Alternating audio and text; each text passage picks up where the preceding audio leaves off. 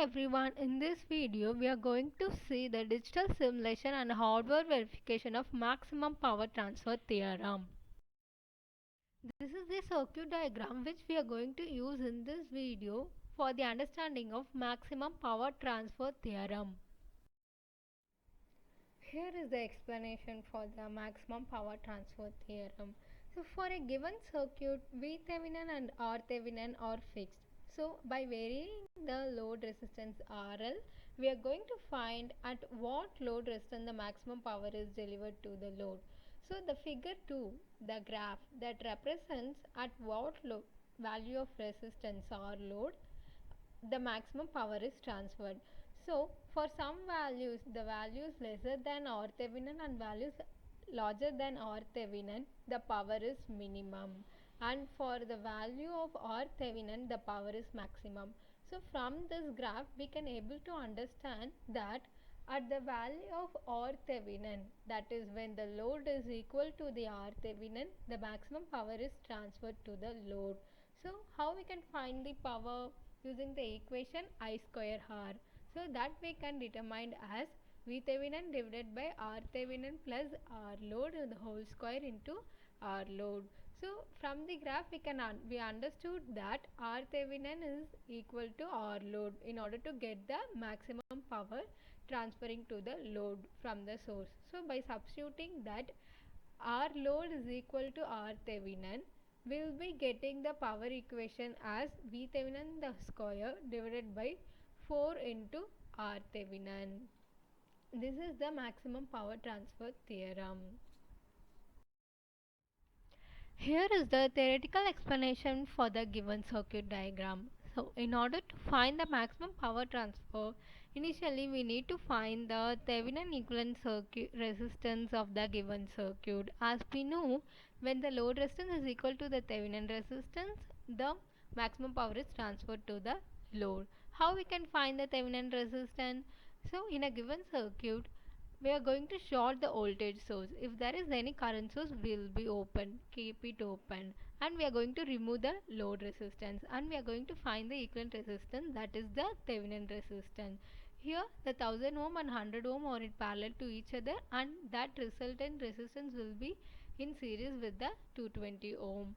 So we can find that using the series and parallel equation. At the end we'll be getting the equivalent resistance, that is the Thevenin resistance, as 310.9 ohm, that is the Thevenin resistance. Here we are going to find the Thevenin voltage using nodal analysis. Here using KVL we know that the current I1 is equal to I2 at the node 2. So that we can write it as 30 volts minus VThevenin divided by 1000 ohm is equal to VThevenin divided by 100. So the figure 1 represents the circuit in order to find the Thevenin voltage, where we have removed the load resistance and that voltage across that the open circuit voltage is the VThevenin voltage. At the end from the equations we will be getting VThevenin as 2.7272 volt. Now we have a value of VThevenin, we have the value of RThevenin. Now we can easily find the maximum power transferred. As we know, RL is equal to RThevenin for the maximum power transfer. So RL is equal to 310.9 ohm, VThevenin is equal to 2.7272 volt. So the formula is VThevenin the whole square divided by 4 into RL or RThevenin. By substituting those values, we are getting the value as 5.98 milliwatts. That is the maximum power transferred to the load. Here is the simulation video in order to find the maximum power transferred in the given circuit. So first let us connect the circuit.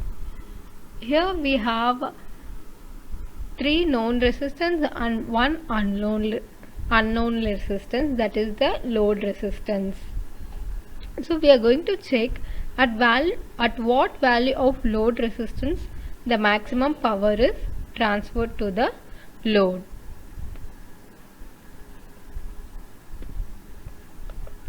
So we have one voltage source. Let me take it from the components symbol dialog box. And ground point is very important, don't forget to connect it. Let's connect the circuit diagram.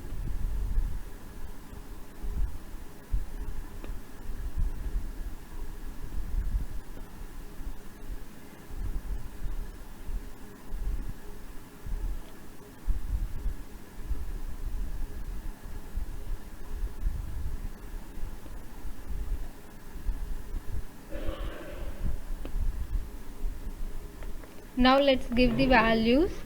What is the voltage value? Is 30 volt. What is this resistance? That is 1000 ohm,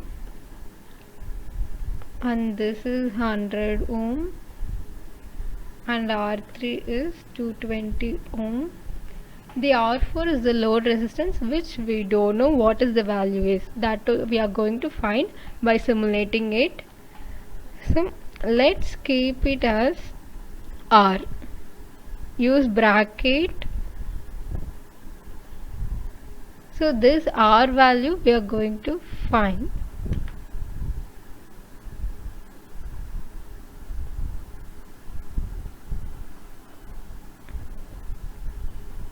R. So here what we need to do is we are going to check at what resistance the value maximum power is going to transfer by varying the load resistance. How we can vary the load resistance? We are going to vary the load resistance step by step. Step parameter. We are going to vary the R.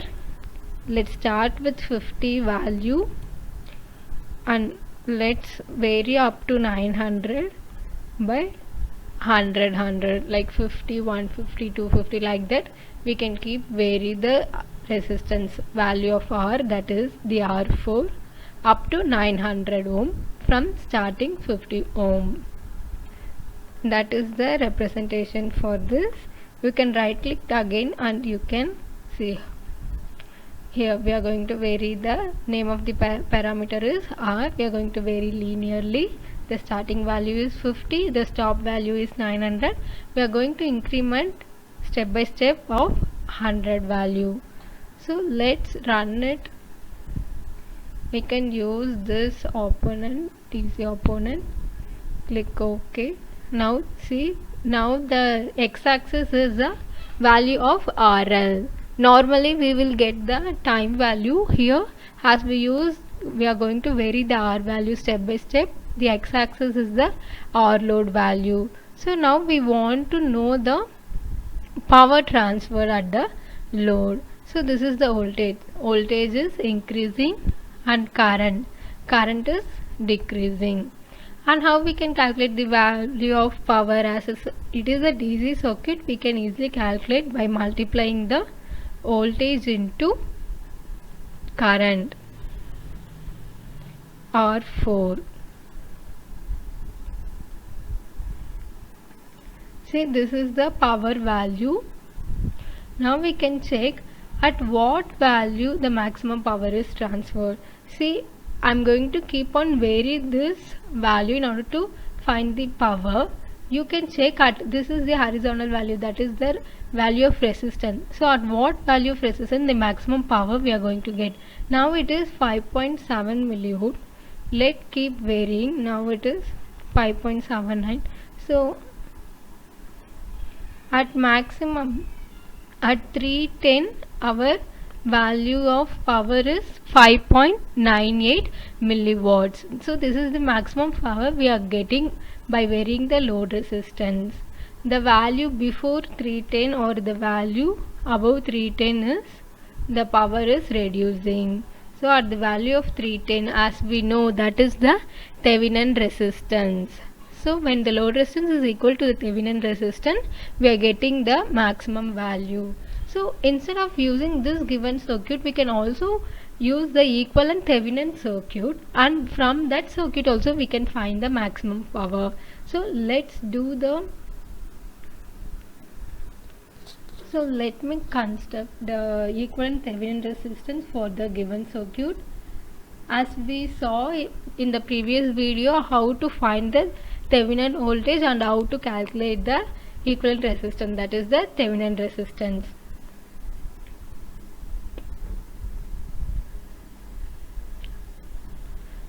So let me give the connection diagram in a new page, new schematic.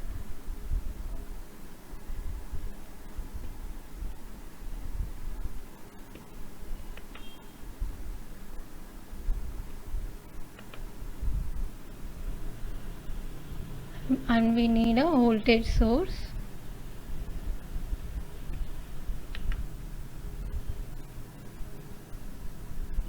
Let's connect the circuit.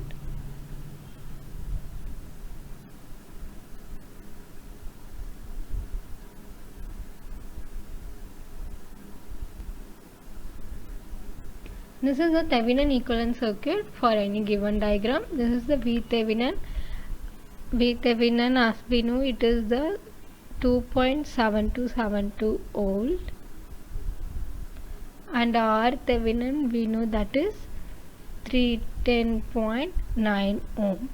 So we don't know this R value. Let keep it same like before circuit.